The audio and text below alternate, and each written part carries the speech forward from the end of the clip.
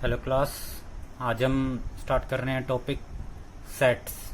ठीक है, सेट्स में क्या है, देखिए पहले हमें डेफिनेशन का जो पार्ट है इसमें वो बहुत ज़रूरी है। हमें डेफिनेशन से क्लियर होनी चाहिए। डेफिनेशंस के बेस पे ही हम क्वेश्चंस को ट्राई कर पाएंगे। ठीक है, तो सबसे पहली बात है वो यही है कि सेट्स क्या हैं। What are sets? तो sets means collection of well defined objects. Collection of well defined objects or things is the set. तो well defined का मतलब क्या है? well defined का मतलब ये है कि जो यूनिवर्सली एक्सेप्टेड हो, या जिस तरह से मैं अगर कहता हूँ, मैं लिखता हूँ कलेक्शन, मैं एक कलेक्शन देखता हूँ, collection of suppose colours of rainbow. तो अब अगर मैंने किसी को कहा कि मैंने कलेक्शन किया है कलर्स ऑफ रेनबो का, तो रेनबो के जो कलर्स हैं वो सबको क्लियरली अंडरस्टूड हैं कि कौन कौन से कलर होंगे, कौन कौन से नहीं होंगे। तो इस तरह से ये एक वेल डिफाइंड कलेक्शन हो गया। तो इसलिए therefore it is a set. It is collection of colours of rainbow, it is well defined, so it is a set. Similarly अगर मान लीजिए मैंने कहा कलेक्शन ऑफ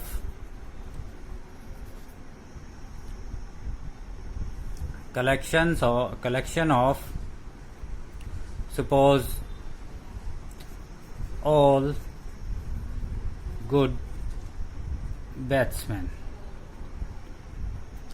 मैंने दुनिया के सभी अच्छे जो बल्लेबाज हैं, बैट्समैन जो हैं, उनका एक कलेक्शन किया। अब इसमें देखिए गुड जो है वो एक क्वालिटी है। ठीक है, अब ये जो क्वालिटी है it is not well defined. हो सकता है इसमें मैं जिस प्लेयर का नाम लिखूंगा उस प्लेयर का नाम आप ना लिखें। ठीक है, हो सकता है मैंने 5 ही प्लेयर लिखे हों, आपने 10 लिख दिए हों। हो सकता है मैंने 50 लिखे हों, किसी ने 49 लिखे हों। हो सकता है हमारे नाम अलग अलग हों। तो ये जो पार्ट है ये वेल डिफाइंड नहीं है, क्योंकि इसमें जो है एक पर्सनल चॉइस आ गई कि पर्सनल चॉइस हमारे पर्सनल जो चॉइस है वो इसमें हमें लिखनी है। तो इसलिए ये एक वेल डिफाइंड कलेक्शन नहीं है, क्योंकि चॉइस जो है वो पर्सन टू पर्सन वेरी करेगी। इसी तरह से अब हम लिखते हैं collection of books written by suppose Munshi Premchand. अब इस तरह से मैंने एक कलेक्शन किया बुक्स का रिटन बाय मुंशी प्रेमचंद। तो ये क्या है? ये क्लियरली वेल डिफाइंड सेट हो गया। अब इसमें मुझे पता है अगर मुंशी प्रेमचंद जी ने जो बुक लिखी है वही इसमें होगी, अदर नहीं होंगी, और किसी राइटर की नहीं होगी। ठीक है, लेकिन अगर मैं इसमें ऐसे लिखता हूं कलेक्शन ऑफ गुड बुक्स, अगर मैंने ये लाइन लिख दी good books by Munshi Premchand, then it is not a set. ये तो सेट होगा, ये सेट नहीं होगा, क्योंकि अगेन इसमें good books by Munshi Premchand लिख दिया। गुड जो है वो मेरी पर्सनल चॉइस है, मुझे कोई बुक उनकी अच्छी लग सकती है, आपको लग सकती है, कुछ अलग हमारी चॉइसेस हो सकती हैं। तो सेट्स के लिए बेसिक जो बात है वो यही है कि आपको क्या पता होना चाहिए कि जो कलेक्शन है वो वेल डिफाइंड है या नहीं है। जैसे मैंने कहा सेट ऑफ नेचुरल नंबर्स,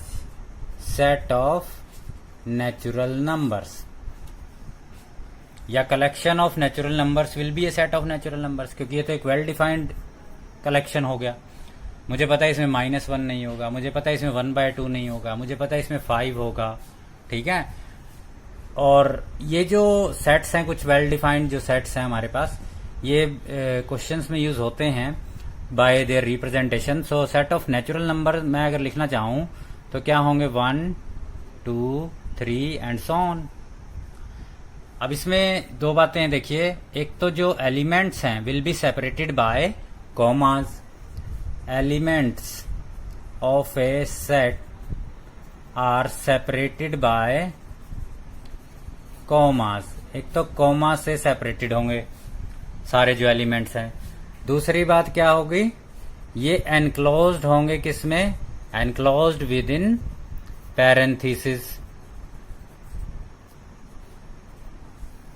ठीक है, ये जो कर्ली ब्रैकेट्स हैं, ये जो कर्ली ब्रैकेट्स हैं, इसके अंदर लिखा जाएगा जो भी सेट्स के एलिमेंट्स लिखे जाएंगे और उनके बीच में क्या होगा, कोमा होगा। ठीक है, इसी तरह से सेट्स ऑफ नेचुरल नंबर और इनकी रिप्रेजेंटेशन जो है इसको हम डिनोट करते हैं by capital N.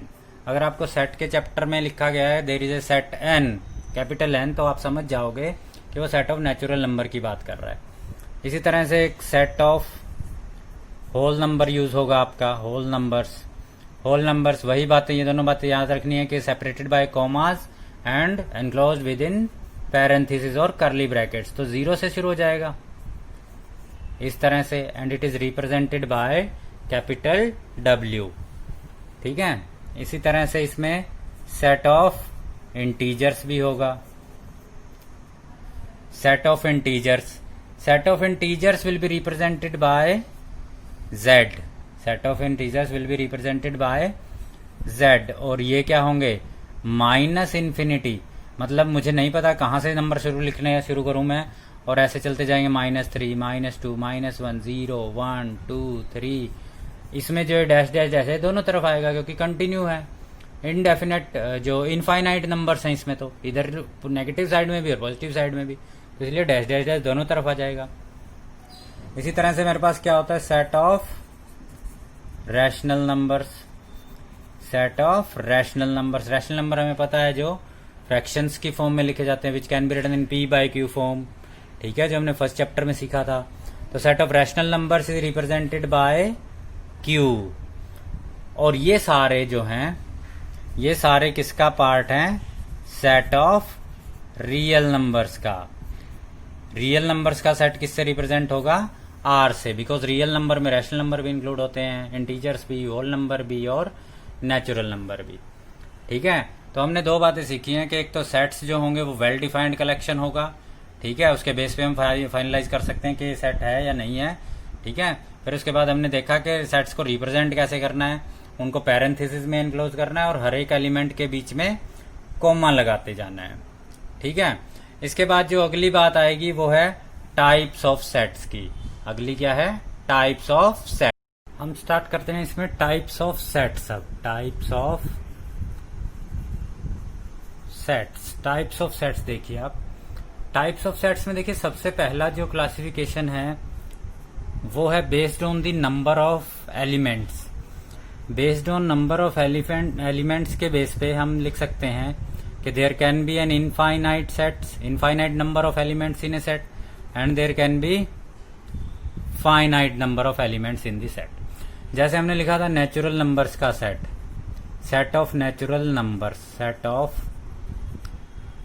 Numbers is an infinite set. जबकि मैं फाइनाइट का एग्जांपल लिखता हूं, जैसे set of first 5 multiples of 3। So this is set of natural numbers is an infinite set because we don't know the number of natural numbers. ठीक है, क्योंकि वो तो इंक्रीज होते जाएंगे। जबकि set of first 5 multiples of 3 is a finite set. ठीक है, इसमें नंबर ऑफ एलिमेंट्स इनफाइनाइट है। इनफाइनाइट होंगे तो देखिए मुझे पता है 1 से शुरू तो हो जाएंगे, लेकिन फिर कहां तक जाएंगे नहीं पता, इसलिए मैंने डैश डैश डैश पुट कर दिया। जबकि यहां पर क्या होगा, 3 फर्स्ट 5 मल्टीपल 3 2 जा 6 3 3 जा 9 3 4 जा 12 3 5 जा 15। So this is infinite, this is finite. ठीक है, इसी तरह से मैं लिखता हूं और देखते हैं हम। जैसे मैंने लिखा सेट ऑफ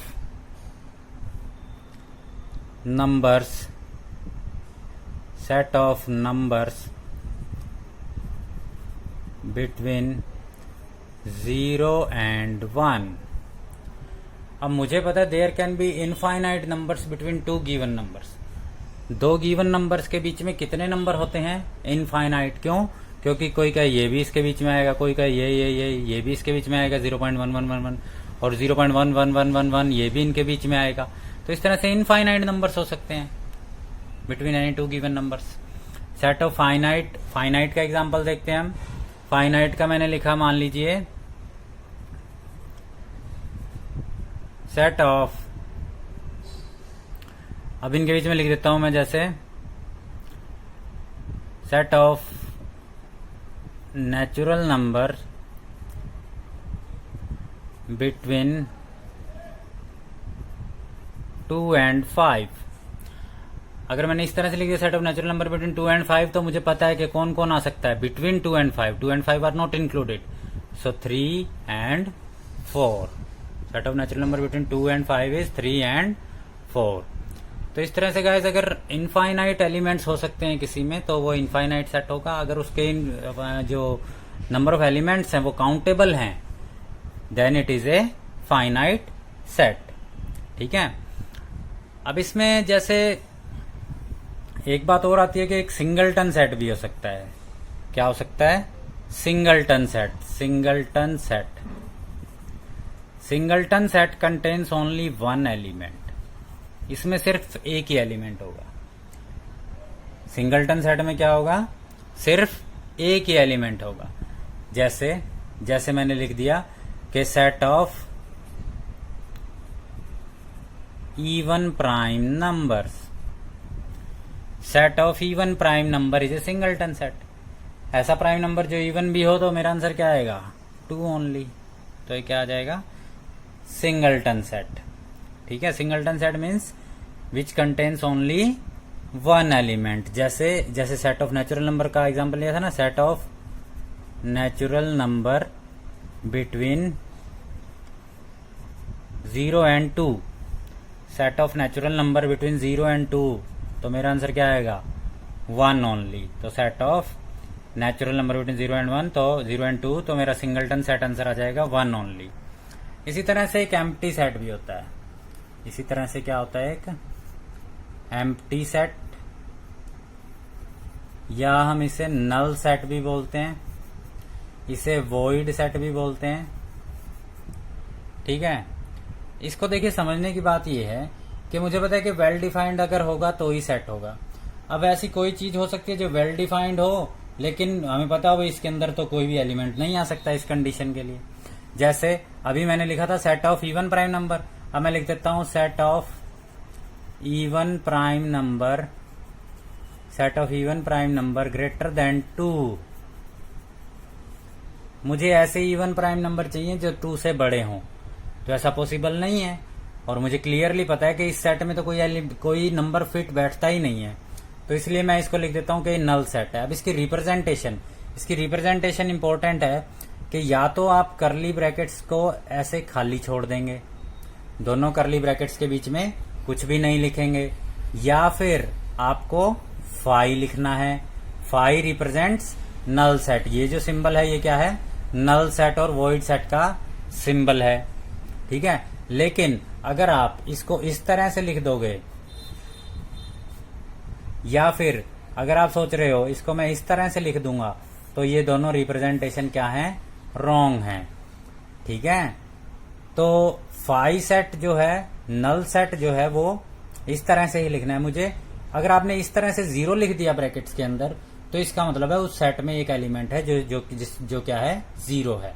ठीक है। तो फाई लिखना है आपको, या दोनों ये जो करली ब्रैकेट्स हैं इनके बीच में कोई कुछ भी नहीं लिखना, आपको एम्प्टी छोड़ देना उनको। It will represent empty set. ठीक है। तो ये मेरे पास 2 टाइप और हैं, सिंगलटन सेट, एम्प्टी सेट, और ये इन्हीं से आए हैं, फाइनाइट सेट्स के पार्ट हैं। ठीक है। अब इसमें आगे जो हम पढ़ेंगे, आगे हम पढ़ते हैं कार्डिनल नंबर। आगे हम पढ़ते हैं क्या? Cardinal number. कार्डिनल नंबर का मतलब क्या है? पहले हम देखते हैं कार्डिनल नंबर। कार्डिनल नंबर का मतलब अगर हमें पता हो, तो मतलब ये है, cardinal number means number of elements in a set. Number of elements in a set. Number of elements in a set is the cardinal number of that set. ठीक है। और इसको रिप्रेजेंट करना है, जैसे मान लो cardinal number of set A, इस तरह से रिप्रेजेंट करेंगे। इसका मतलब है cardinal number of set A. Cardinal number of set B, cardinal number of set P, इस तरह से। ठीक है, तो मुझे कार्डिनल नंबर बताना है। अब जैसे इस क्वेश्चन में देखिए, इनफाइनाइट का तो मैं बता ही नहीं सकता क्योंकि उसमें तो मुझे पता ही नंबर ऑफ एलिमेंट्स कितने हैं।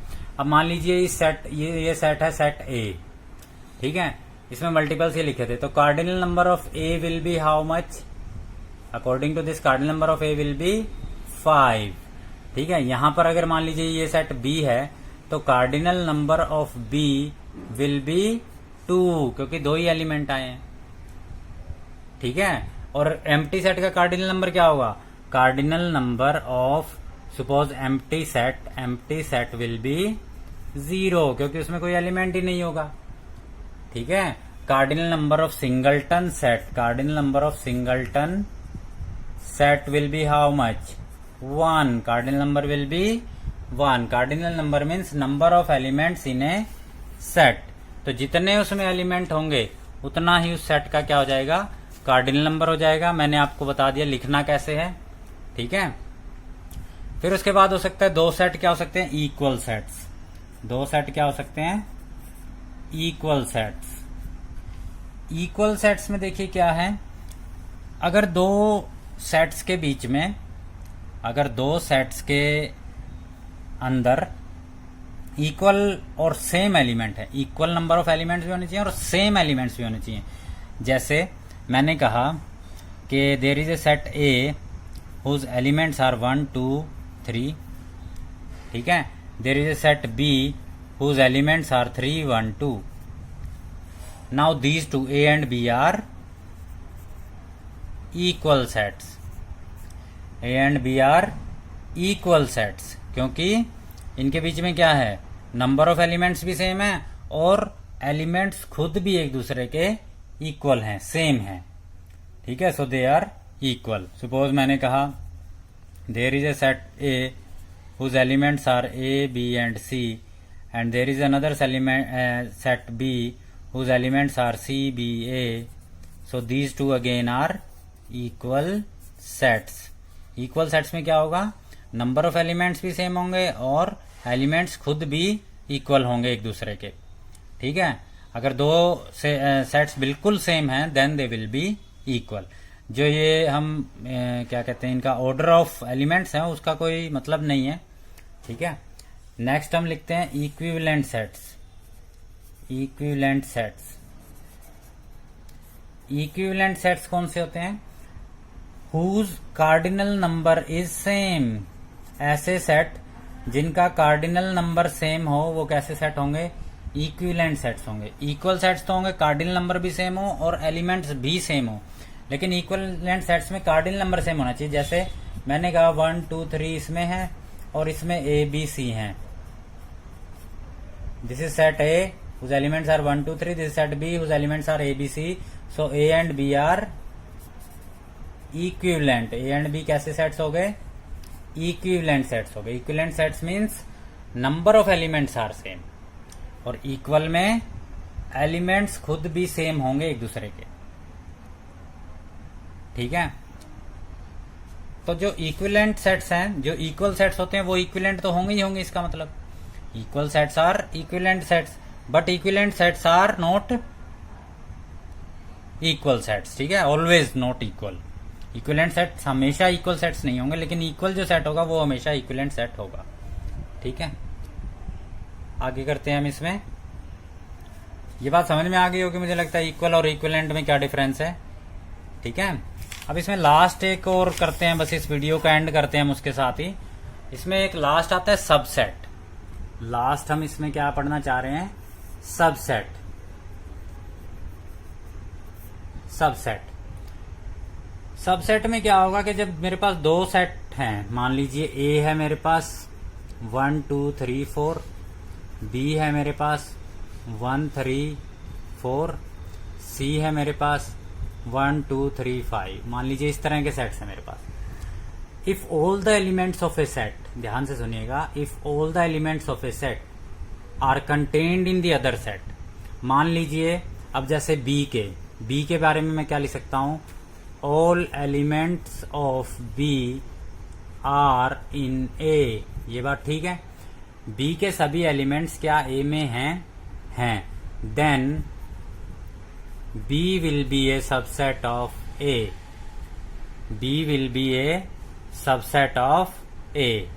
ठीक है, if all the elements of a set are contained in first set then it will be a subset. ठीक है, अगर किसी सेट के सभी एलिमेंट्स मुझे दूसरे सेट में मिल जाएं तो मैं उसको क्या कहूंगा कि वो सेट उसका क्या बन गया, दूसरे सेट का सबसेट बन गया। ठीक है, जैसे जो एग्जांपल हमने कंसीडर किया तो all elements of B are in A, so B is a subset of A. ठीक है, अब इसमें देखिए ये इस तरह से सिंबल लगाया हुआ है, इस तरह से जब सिंबल लगा है तो इसमें ये जो लाइन है ये साइन है इक्वल टू का, इक्वल भी हो सकता है। ठीक है, एक सेट जो होता है वो a set is a subset of itself, a set is a subset of itself. ठीक है, a set is a subset of itself, ये बात हमें ध्यान रखनी है। ठीक है, अगर वो इक्वल नहीं है, जैसे इस केस में था, मैं इस केस में ये भी लिख सकता था B is a subset of A. ठीक है, ये जो सिंबल है इसको हम प्रॉपर सबसेट भी बोलते हैं। क्या बोलते हैं इसको? Proper subset. और ये जो है ये क्या है? सबसेट के लिए। प्रॉपर सबसेट और सबसेट में क्या फर्क है कि प्रॉपर सबसेट में जो बी है वो ए के इक्वल नहीं है। ठीक है, बी जो है वो ए के इक्वल नहीं है, इसलिए वो एक प्रॉपर सबसेट है। और सबसेट के केस में क्या हो सकता है कि अगर एक सेट ए और बी अगर मान लीजिए इक्वल हो, मान लीजिए मैंने ए सेट लिखा ए और बी का, और बी सेट लिख दिया मैंने बी और ए का, मान लीजिए इस तरह से लिखा, तो अब ये दोनों इक्वल भी हैं, तो मैं इस केस में ये वाली बात भी ठीक है, A is a subset of B implies B is also a subset of A. ठीक है, तो अगर ए बी का सबसेट है और बी ए का सबसेट है तो इसका मतलब ये होता है कि दोनों सेट क्या हो जाएंगे? इक्वल हो जाएंगे, A and B are equal sets. ठीक है, लेकिन इस केस में मैं प्रॉपर सबसेट अप्लाई नहीं कर सकता। प्रॉपर सबसेट कब होता है? जब वो इक्वल ना हो। ठीक है, अगर मान लीजिए मेरे पास सेट सी और हो जिसका एलिमेंट सिर्फ ए है, तो मैं लिख सकता हूं C is a subset of A, C is a subset of B, proper subset. ठीक है, और ए और बी के बीच में कैसा रिलेशन होगा? ए और बी के बीच में सिर्फ सबसेट का रिलेशन होगा, वो प्रॉपर सबसेट नहीं होंगे। आई होप आपको ये प्रॉपर सबसेट और सबसेट के बीच में डिफरेंस समझ में आ गया होगा। सबसेट में क्या होता है कि सेट इटसेल्फ दोनों इक्वल होंगे। ठीक है, इक्वल भी हो सकते हैं ये कह लो, लेकिन प्रॉपर सबसेट में क्या होगा? वो बड़े सेट के इक्वल नहीं होगा। ठीक है गाइस, तो इन्हीं के बेस पे हमें एक्सरसाइज करनी होगी। ठीक है, तो थैंक्स फॉर वॉचिंग।